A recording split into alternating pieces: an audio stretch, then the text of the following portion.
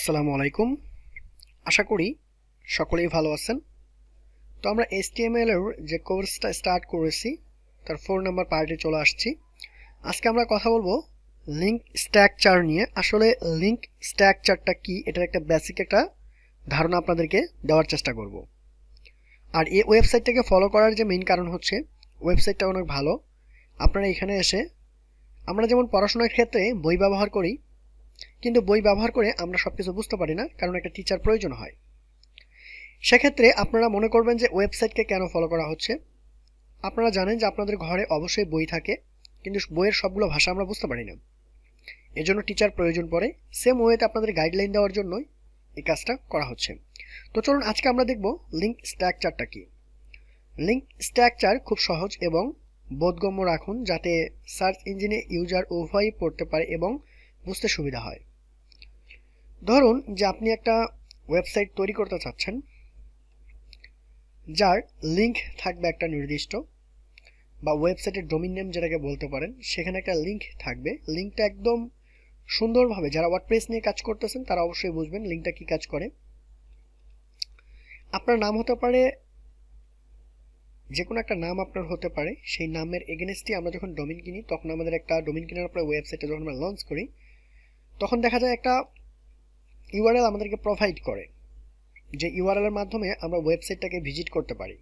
সেই ইউআরএলটা এমন সুন্দরভাবে ভাষায় হতে হবে যেন প্রত্যেকটা ইউজার বুঝতে পারে, বা প্রত্যেকটা ইউজার শর্টকাটভাবে আপনার এখানে আসতে পারে, যে এই নামে সার্চ দিলে আমরা এই ওয়েবসাইটে যেতে পারবো।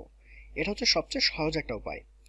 অনেক সময় দেখা যায় ইউআরএল এমন থাকে যে বোঝাই যায় না, এক সময় ইউজারের কপালে বিভক্তিকর ভাঁজ পড়ে আসে। আমি বললাম যে আপনি এমন টাইপের ইউআরএল দিয়েন না যেটা দিয়ে আপনার যে ইউজার আছে তারা অনেকটা বিরক্তিকর ভাব প্রকাশ করে, যে আমি আসলে যেভাবে খুঁজতে যাচ্ছি সেভাবে খুঁজে পাচ্ছি না।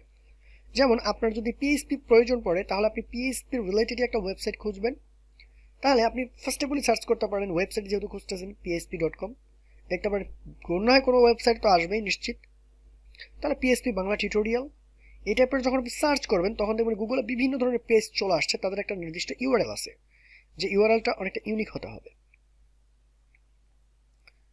সবচেয়ে ভালো আপনি আইডি বা অবোধগম্য কোনো প্যারামিটার ইউআরএল ব্যবহারের চেয়ে এমন শব্দ জুড়ে দিন যেটা দেখেই যেন পেজ সম্বন্ধে একটা ভালো ধারণা হয়ে যায়। আমি তো বললাম যে আপনি যদি পিএইচপি রিলেটেড ওয়েবসাইট ক্রিয়েট করতে চান, তাহলে আপনাকে পিএইচপি রিলেটেড একটা ডোমেইন কিনতে হবে, দেন একটা ইউআরএল পিএইচপি রিলেটেডই থাকতে হবে।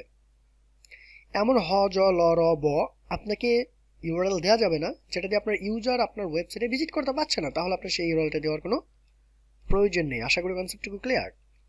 ইউআরএল সার্চ রেজাল্টে সবার নিচে টাইটেল এবং এরপর সারাংশের নিচে দেখায়। ইউআরএল এর সেশন আইডি বা অপ্রয়োজনীয় প্যারামিটার ব্যবহার থেকে বিরত থাকুন। যেমন ছবির ইউআরএল দেখুন, এটা একটা খারাপ ইউআরএল এর উদাহরণ। যেমন ধরুন এই যে একটা ইউআরএল দেওয়া হয়েছে, দেখুন এখানে বোঝার মতো কোনো অপশন নেই যে এখানে একটা ইউআরএল আসছে বা এটা আমি মুখস্থ করে এই ওয়েবসাইটে যেতে পারবো। ওয়েবসাইটের ইউআরএল হতে হবে এরকম ফ্রেশ ইউআরএল, যেটা দিয়ে আপনাকে খুঁজে বের করা যাবে। ইউআরএল অতিরিক্ত শব্দ ব্যবহার করা থেকে বিরত থাকতে হবে। আরেকটা গুরুত্বপূর্ণ বিষয় হচ্ছে প্রতিটি পেজে বা কন্টেন্টের একটি মাত্র ইউআরএল রাখা। একাধিক ইউআরএল রাখা যাবে না, কারণ আপনার তখন খুঁজে পেতে প্রবলেম হবে, আপনার ইউজারের প্রবলেম হবে।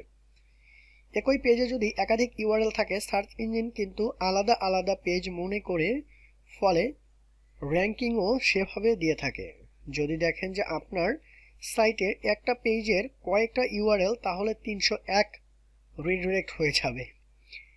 একটা মেথড আছে, এর মাধ্যমে ইউআরএলকে একটা পছন্দনীয় ইউআরএল করতে পারেন। এই মেথডটা হচ্ছে এই যে এখানে একটা নাম দেওয়া আছে, ফাইলের মাধ্যমে এটা করা যায়, ht সাকসেস। এর জন্য অ্যাপাচি সার্ভারে এই ফাইলটিতে কোড লিখে এটা পরিবর্তন আনতে পারেন। আর যদি এটা 301 এর রিডিরেক্ট মেথড ব্যবহার না করেন, তাহলে ক্যানোনিক্যাল ইউআরএল ব্যবহার করতে পারেন। ইউআরএল এ ছোট হাতের অক্ষর ব্যবহার শোভনীয়, ছোট বড় হাতের একসাথে থাকলে দেখতেও খারাপ লাগে, আসলে এটা এড়ানো উচিত। তাহলে আমাদের ইউআরএল সম্পর্কে আমরা যেটুকু কনসেপ্টটুকু ছিল অবশ্যই এটাকে বুঝতে হবে আপনাকে, তাছাড়া আপনার ওয়েবসাইট র্যাঙ্ক করার সম্ভাবনা অনেক কম। Thank you so much watching this tutorial.